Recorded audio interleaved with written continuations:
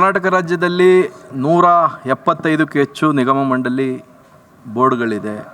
ಅದ್ರ ಕೇವಲ ಇನ್ನೂ ಒಂದು 100 ಬೋರ್ಡು ಫಿಲ್ ಮಾಡಿಲ್ಲ. ನನಗೆ ತುಂಬ ಬೇಜಾರನ್ನ ವಿಚಾರ ಅಂದರೆ ಸರ್ಕಾರ ಬಂದು ಇಷ್ಟು ದಿನ ಆಗಿದೆ, ಹೆಚ್ಚು ಕಮ್ಮಿ 1.5 ವರ್ಷ ಕಂಪ್ಲೀಟಾಗಿ ಬರ್ತಾ ಇದೆ. ಕೆಲವು ಮಾಡಿದ್ದಾರೆ, ಕೆಲವು ಮಾಡಿಲ್ಲ.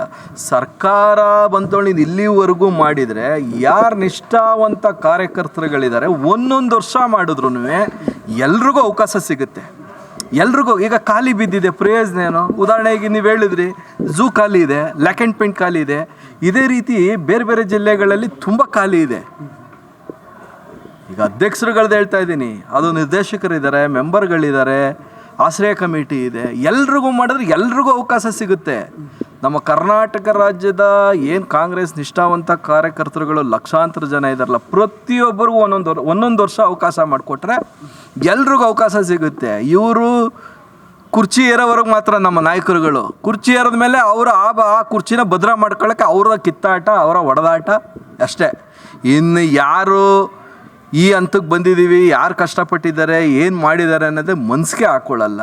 ಅದರಲ್ಲಂತೂ ನಮ್ಮಂಥವರು ಧ್ವನಿ ಎತ್ತಿ ಮಾತಾಡಬೇಕು. ನಾವು ದುಡ್ದಿದ್ದೀವಿ, ನಾವು ದುಡ್ದಿರೋದ್ರಿಂದನೇ ಅವರು MLA ಆಗಿ, ಮಂತ್ರಿ ಆಗಿ, CM ಆಗಿರೋದು. ನಮ್ಮಂಥವ್ರು ದುಡಿಲಿಲ್ಲ ಅಂದರೆ ಎಲ್ಲಾಗ್ತಿದ್ರು? ನಮ್ಮಂಥವ್ರನ್ನೆಲ್ಲ ಪರಿಗಣಿಸ್ಬೇಕು.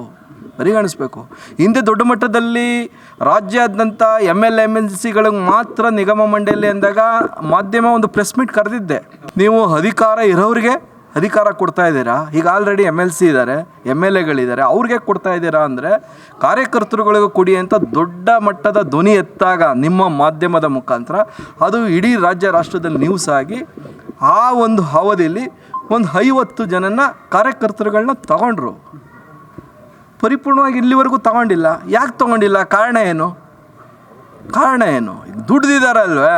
ಈಗ ಸರ್ಕಾರ ಈಗಾಗಲೇ 2 ವರ್ಷ ಬಂದ್ಬಿಡ್ತಾ ಇದೆ, ಇನ್ನು 3 ವರ್ಷ ಇದೆ. ಇದು ದುಡ್ದವ್ರ ಪರಿಸ್ಥಿತಿ ಹೇಗೆ? ಒಂದೊಂದು ವರ್ಷ ಕೊಡಿ. ನೀವು 5 ವರ್ಷ ಇರ್ತೀರಾ MLA ಆಗಿ, ಶಾಸಕರಾಗಿ ನೀವು 5 ವರ್ಷ ಇರ್ತೀರಾ, MLC ಆಗಿ 5 ವರ್ಷ ಇರ್ತೀರಾ. ನಮ್ಮಂಥ ಒಂದೊಂದು ವರ್ಷ ಕೊಡಿ, ಎಲ್ರಿಗೂ ಅನುಕೂಲ ಆಗುತ್ತಲ್ಲ. ಅಟ್ಲೀಸ್ಟ್ 1 ವರ್ಷ ಆದಮೇಲೆ ಅನುಭವಿಸಿ ಮಾಜಿ ಯಾರು ಆಗ್ತೀವಲ್ಲ. KPCC ಅಧ್ಯಕ್ಷರು ಮನವಿ ಹೌದು, ನಾನು KPCC ಅಧ್ಯಕ್ಷರಿಗೂ ಮನವಿ ಕೊಟ್ಟಿದ್ದೆ, ರಾಜ್ಯದ ಮುಖ್ಯಮಂತ್ರಿಗಳಿಗೂ ಹೇಳಿದ್ದೆ. ಮಾಡ್ತೀವಿ ಅಂತ ಹೇಳ್ತಾರೆ. ಈಗ ಇಲ್ಲ ಅಂದರೆ ಉತ್ಪತ್ತಿ ಮಾಡೋದಕ್ಕಾಗಲ್ಲ. ಈಗ ನಿಗಮ ಮಂಡಳಿ ಸ್ಥಾನಗಳಿಲ್ಲ ಅಂದರೆ ಉತ್ಪತ್ತಿ ಮಾಡೋಕ್ಕಾಗಲ್ಲ. ಇರೋದನ್ನು ಕೊಡಿ ಸ್ವಾಮಿ. ಇದೆಯಲ್ಲ, ಯಾಕೆ ಕೊಡ್ತಾ ಇಲ್ಲ ಅದನ್ನು? ಏನಕ್ಕೆ ಕೊಡ್ತಾ ಇಲ್ಲ ಅದನ್ನು? ಸ್ಥಳೀಯ ಶಾಸಕರೇನು ಒತ್ತಡ ಇರ್ತಾ ಇಲ್ಲ ಸರ್? ಏನೆಲ್ಲ ಅವ್ರವ್ರು ನೋಡ್ಕೊಂಡು ಹೋಗ್ತಾ ಇದ್ದಾರೆ ಅಷ್ಟೇ. ಈಗ ಸ್ಥಳೀಯ ಶಾಸಕರೇನು ಗೆಲ್ಲೋವರೆಗಷ್ಟೇ, ಗೆದ್ದ ನಂತರ ಅವರು ಮುಂದೆ ಇನ್ನೊಂದು ಹೆಜ್ಜೆ ಅಂದರೆ ಅವ್ರು ಮಂತ್ರಿ ಆಗೋದಕ್ಕೆ ಬಯಸ್ತಾ ಇರ್ತಾರೆ. ಈಗ ದುಡ್ದಿರೋರು ಎಷ್ಟು ಜನ ಇದ್ದಾರೆ? ಎಲ್ರಿಗೂ ಕೊಡೋಕ್ಕಾಗಲ್ಲ ಸ್ವಾಮಿ, ನಾವು ಕೇಳ್ತಾ ಇರೋದು ನಮಗೇನು ಇಲ್ಲ, ನಾನ್ ವೆಜ್ ಬಿರಿಯಾನಿ ಬೇಡ, ಅಟ್ಲೀಸ್ಟ್ ಒಂದು ತಿಳಿ ಸಾಂಬಾರು ಮೊಸರನ್ನ ಆದರೂ ಕೊಡಿ. ನಾವು ಹಸ್ತಿದ್ದೀವಿ, ದುಡ್ದಿದ್ದೀವಿ, ಕೂಲಿ ಕೊಡಿ. ನಮಗೆ ಕೂಲಿ ಕೊಡಿ. ನಮ್ಮ ದುಡ್ದಿರೋ ಅಂಥವ್ರಿಗೆ ನನ್ನಂಥ ಎಷ್ಟೋ ಸಾವಿರ ಜನ ಇದ್ದಾರೆ, ಅವ್ರಿಗೆ ಒಂದು ಅವಕಾಶ ಮಾಡಿಕೊಡಿ. ಖಾಲಿಗಳಿದೆಯಲ್ಲ, ಏನಕ್ಕೆ ಇಟ್ಕೊಂಡಿದ್ದೀರಾ? ಏನು ಪ್ರಯೋಜನ ಹೇಳಿ? ಮತ್ತೆ CM ಡಿಸೆಂಬರ್ನ ಭೇಟಿ ಮಾಡಿ ಮನವಿ ಮಾಡ್ತಾರೆ ಸರ್ ಈ ವಿಚಾರವಾಗಿ? ಖಂಡಿತ ಈ ವಿಚಾರದಲ್ಲಿ ಸ್ವಲ್ಪ ಇತ್ತೀಚಿನ ದಿನಗಳಲ್ಲಿ ಬೇರೆ ಬೇರೆ ಬೆಳವಣಿಗೆಗಳು ಆಗ್ತಾ ಇದೆ ಅಂದ್ಬಿಟ್ಟು ನಾವು ತಟಸ್ಥವಾಗಿದ್ದೀವಿ. ಮುಂದೆ ಒಂದು ಪ್ರೆಸ್ ಮೀಟ್ ಮಾಡೋಣ ಅಂದ್ಕೊಂಡಿದ್ದೀನಿ. ನನ್ನ ಮೇಲೆ ಏನು ಬೇಕಾದರೂ ಕ್ರಮ ಜರುಗಿಸಿಲ್ಲಿ, ನಾನು ಅದಕ್ಕೇನು ಎದುರಂಥವನಲ್ಲ. ಏನಿದೆ ವಿಚಾರ ಕೇಳ್ತಾ ಇದ್ದೀನಿ ಅಷ್ಟೇ, ಆಸ್ತಿ ಅಂತಸ್ತು ಕೇಳ್ತಾ ಇಲ್ಲ. ನಾವು ಕಾಂಗ್ರೆಸ್ನ ನಿಷ್ಠಾವಂತ ಸಿಪಾಯಿಗಳು, ದುಡ್ದಿದ್ದೀವಿ. ದಯವಿಟ್ಟು ಸ್ವಾಮಿ ನಮಗೆ ಕೂಲಿ ಕೊಡಿ ಅಂತ ಕೇಳ್ತಾ ಇದ್ದೀವಿ. ಈಗ ದುಡ್ದವ್ರಿಗೆ ಕೂಲಿ ಕೊಡದೆ ಇದು ಮಾಡಲ್ವೇ? ಹಾಗೆ ಹೋಗ್ತಾರಾ ಮನೆಗೆ ಹಾಗೆ ಹೋಗ್ತಾರಾ? ಕೂಲಿ ಕೊಡೋದಕ್ಕೆ ನಿಮ್ಮ ಹತ್ರ ದುಡ್ಡು ಇದೆಯಲ್ಲ. ದುಡ್ಡು ಅಂದರೆ ಸ್ಥಾನಮಾನಗಳಿದೆಯಲ್ಲ, ಅವಕಾಶಗಳಿದೆಯಲ್ಲ. ಇವತ್ತು ಮೈಸೂರು ಸುತ್ತಮುತ್ತನೇ ಈಗ ಅಧ್ಯಕ್ಷರುಗಳ ನಿಗಮ ಮಂಡಳಿ ಝೂ ಖಾಲಿ ಇದೆ, ಲ್ಯಾಕ್ ಆ್ಯಂಡ್ ಪೇಂಟ್ ಖಾಲಿ ಇದೆ, ಅದ್ರ ಡೈರೆಕ್ಟರ್ಗಳು ಖಾಲಿ ಇದೆ, ಮೂಡ ಮೆಂಬರ್ಗಳು ಖಾಲಿ ಇದೆ. ಎಷ್ಟು ಖಾಲಿ ಇದೆ? ಒಂದೊಂದು ವರ್ಷ ಅವಕಾಶ ಮಾಡಿಕೊಟ್ರೆ ಎಲ್ರಿಗೂ ಫಿಲ್ ಆಗುತ್ತೆ. 5 ವರ್ಷದಲ್ಲಿ ರಾಜ್ಯ ನಾಯಕರ ವಿರುದ್ಧ ಆಕ್ರೋಶ ಹೊರಹಾಕ್ತಾ ಇದ್ದೀರಿ ನೀವು? ಹೌದು, ಅವ್ರು ಅರ್ಥ ಮಾಡ್ಕೋಬೇಕು. ಏನಕ್ಕೆ ಇದ್ರ ಉದ್ದೇಶ ಏನು, ಏನಕ್ಕೆ ಮಾಡ್ತಾ ಇಲ್ಲ ಅಂತ ಅವರೇ ಅರ್ಥ ಮಾಡ್ಕೊಬೇಕು. ಇದಂತೂ ನಿಜವಾಗ್ಲೂ ನನ್ನಂಥ ಸುಮಾರು ಜನ ಬೇಜಾರಾಗಿದೆ. ನಮ್ಮ ಲೀಡ್ರುಗಳಿಗೂ ಹೇಳಿದ್ದೀವಿ. ನಮ್ಮ ಸ್ಥಳೀಯ ಶಾಸಕರಾದ ತನ್ವೀರ್ ಸೇಠ್ ಅವ್ರಿಗೂ ಹೇಳಿದ್ದೀನಿ. ಅವರು 6 ಬಾರಿ ಶಾಸಕರಿದ್ದಾರೆ, 2 ಬಾರಿ ಮಂತ್ರಿ ಆಗಿದ್ದಾರೆ.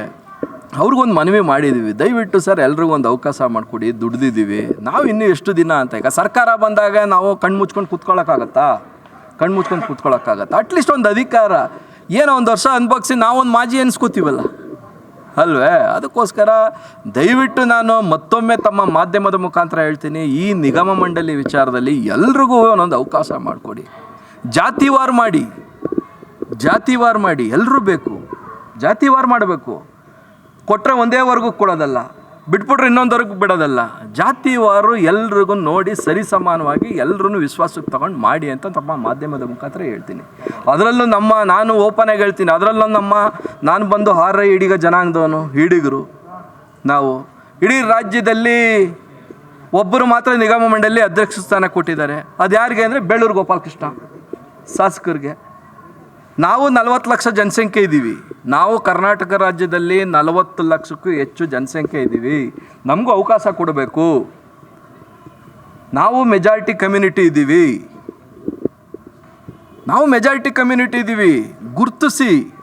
ಗುರ್ತಿಸ್ಬಿಟ್ಟು ಕೊಡಿ, ದುಡ್ದವ್ರಿಗೆ ಕೊಡಿ. ಈಗ ಹೈಂದ ಬ್ಯಾಕ್ವರ್ಡ್ ಅಂದರೆ ಬ್ಯಾಕ್ವರ್ಡ್ ಒಂದೇ ಅಲ್ಲ ಸ್ವಾಮಿ, 193ಕ್ಕೂ ಹೆಚ್ಚು ಜಾತಿ ಇದೆ ಹೈಂದದಲ್ಲಿ, ಬ್ಯಾಕ್ವರ್ಡಲ್ಲಿ. ಎಲ್ಲರನ್ನೂ ಗುರ್ತಿಸಿ ಕೊಡಿ ಅಂತ ನಾವು ಮನವಿ ಮಾಡ್ತೀನಿ ಅಷ್ಟೇ.